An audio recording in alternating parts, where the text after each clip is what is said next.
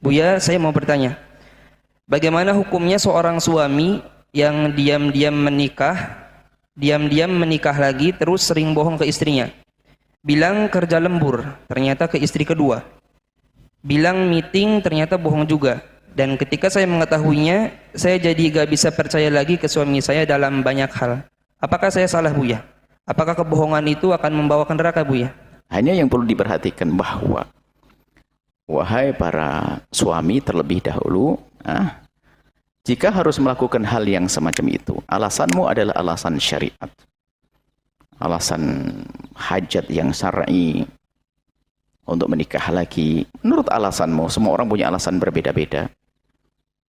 Yang penting yaitu tadi, jangan berbohong dan sebagainya. Alasan syar'i, maka lakukan dengan catatan.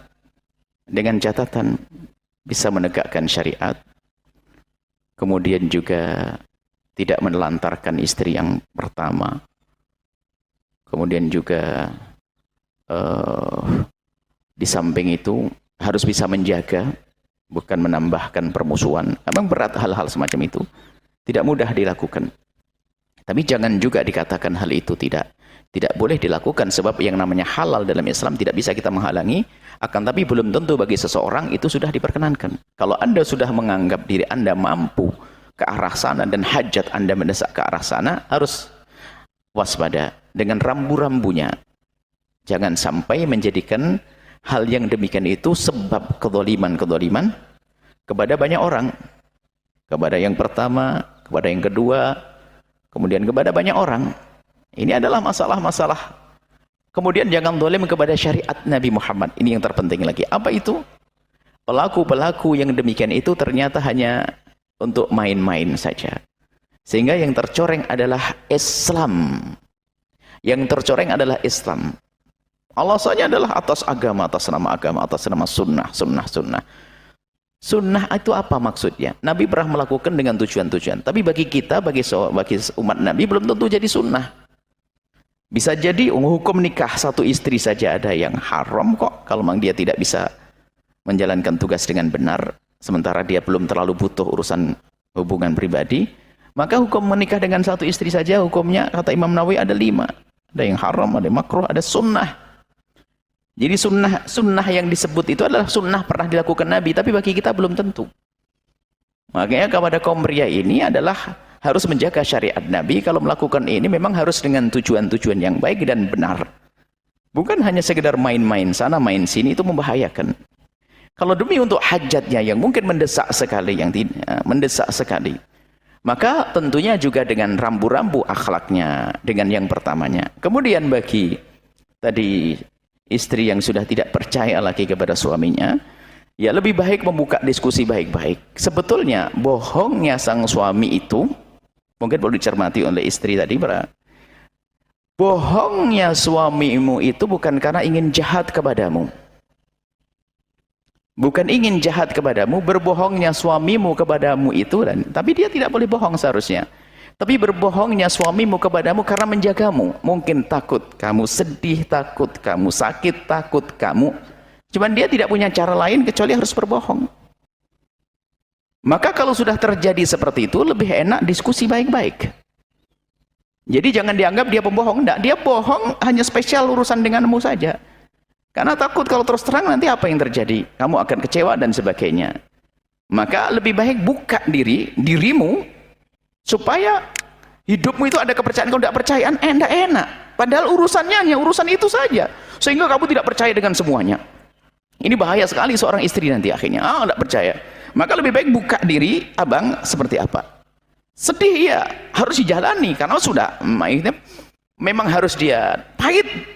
Tapi daripada lebih pahit lagi, hidup tidak percaya, kemudian keindahan akan hilang. Tambah lebih rugi lagi, maka lebih baik buka diri, diskusi baik-baik dengan suami, bukan dengan emosi. Ya, kecemburuan ada, akan tapi suami sudah melakukan itu semuanya. Menyuruh cerai juga tidak dibenarkan.